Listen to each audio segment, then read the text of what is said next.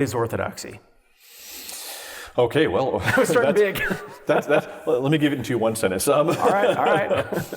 We believe that the Orthodox Church is the church founded on the day of Pentecost. When the Holy Spirit descended, we trace our roots all the way back there. And this means roots in three ways. It means roots of administration, which is what's typically called apostolic succession. It means roots of belief, that what the apostles taught and believed, we believe and teach today, and roots of worship, which doesn't just mean what we do in this building, it means how we live the Christian life. And that how the Christian life was lived in the first century of the church is how it's lived today. It doesn't mean that there can't be growth over time. It doesn't mean that you can't explain things more over time, or that things can't get more ornate over time. But the essence of the worship and beliefs is the same as was taught by the apostles and the fathers following them. So to what degree does ethnicity fit in with Orthodoxy? Because I feel like whenever I hear about an Orthodox church, it's Greek, it's Russian. Where does that come into play? Yeah, so obviously my last name is Trubenbach. I started off in the Greek Archdiocese, and I'm married to a Romanian. So I was Father Paul Trubenbach with a good German name, married to a Romanian in the Greek Archdiocese. So you don't need to be Greek to be part of the Greek Orthodox Church. You don't need to be Middle Eastern to be in the Antiochian Orthodox Church. It just so happens that these are the churches that were brought by people from their homelands. In our particular parish, we do the Lord's Prayer, I think, in 8 or 9 different languages because we have that many ethnicities in here. Most people, though, are American English speaking, and so unfortunately, with many parishes, ethnicity became so much part of their parish that this is where culture was preserved and language was preserved. But I think a lot of churches have figured out over time, it's not really a good recipe for growth. And eventually you need to make sure you worship in the language of the people. So we do our worship in English.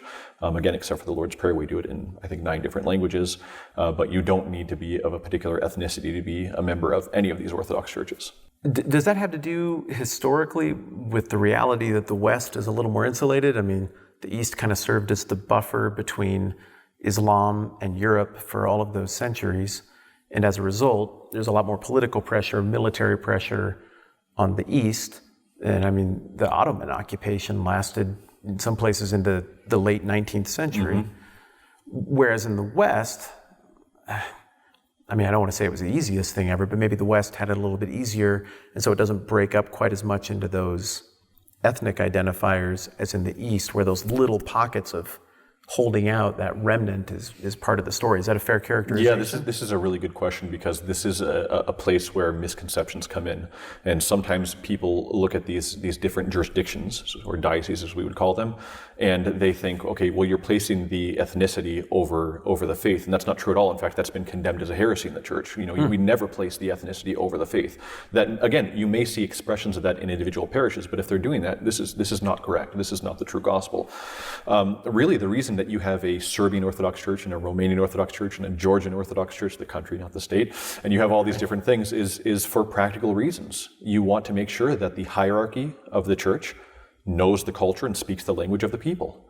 And so the boundaries often match the same boundaries you'll see for the countries, but that's not because this is somehow a separate expression of Orthodoxy or that we want to be separate from one another. So, as an example, again, we all believe the same faith and we worship in the same way. There may be slight differences here and there. However, when we're good friends with the Serbian priest here in town, with some of the Greek priests, with the Russian priests, and so sometimes we can celebrate together. There are services where we do them all together, and all the people will gather at one church and we'll do it all together. And that's a very normal thing for us to do. So linguistically, true or false, the Western Catholic Church is to Latin as the Orthodox Church is to Greek? Yeah, that's a difficult one only because there was a tradition with Roman Catholicism for a while that there were sacred languages and you don't worship anything but those things. Mm-hmm. And then of course that opened up and now most Catholic masses done in America are done in English. We would say this. I would say that Greek is probably the very best vehicle for the theology of the church. I think it was providential. that Hellenism spread before Christ was born and before Christianity spread. However, do we believe that that's a sacred language and you can't worship in the language of the people? No, you worship in the language of the people as much as possible, and we wouldn't separate one from the other. We have no problem not only translating the hymns and the liturgy and the different services, but all the writings of the fathers and everything. There's no sense that somehow Greek is a sacred language that must be kept. It's more about the minds and the hearts of the people. If I am hanging out at a church that says Greek Orthodox, and then I come and hang out with you at a church that says Antiochian, I always want to say Antiochene, but Antiochian would be the correct moniker here. Am I getting the same religion? Or are these two different expressions? Are you guys at odds over some things? Yeah, you're getting, again, the same, basically the same worship practices. There may be different emphases, that may happen, especially with the Russians. The Russians are much more regimented. Everyone knows exactly where to stand when and how to move and everything. And sometimes we're a little bit looser than that, But it's the same faith, it's the same worship. Now, are different jurisdictions at odds with one another? That can certainly happen. That can certainly happen. Over many things. You get just as you read the book of Acts, nothing was smooth from the beginning. And so this has happened in 2,000 years of the Orthodox Church's history.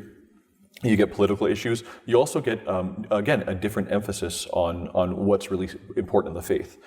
In our particular parish, we really emphasize what has always been emphasized, and that's the ascetic life of the church. We really push fasting. We push frequent confession. We push prayers, said in the home, together as a family and individually. And we make sure that the ascetic life is really being lived. We make sure that people don't approach communion unless they're properly prepared, which means that they have sought and forgiveness, and if they've had any conflict with somebody, that they've committed themselves to the fast of the church. And most weeks it's Wednesday and Friday fasting. Sometimes, like in the nativity period, before nativity, we're fasting for 40 days from meat and dairy. We make sure that they're doing their prayers and they've confessed.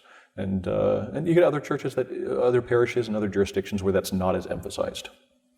So when you are talking about disagreement between one cluster of Orthodoxy and another cluster, we're not disagreeing about the essence of the Son. Not at all. We're disagreeing about where do you stand and what color is the napkin that you hold in front, stuff like that. How do you properly live the faith? And it's not even really disagreements about worship. It's just this is our style and this is how we do it. So emphases. Mm-hmm. So not everyone is as into the ascetic monasticism outside the walls, maybe even slightly rejectionist at times.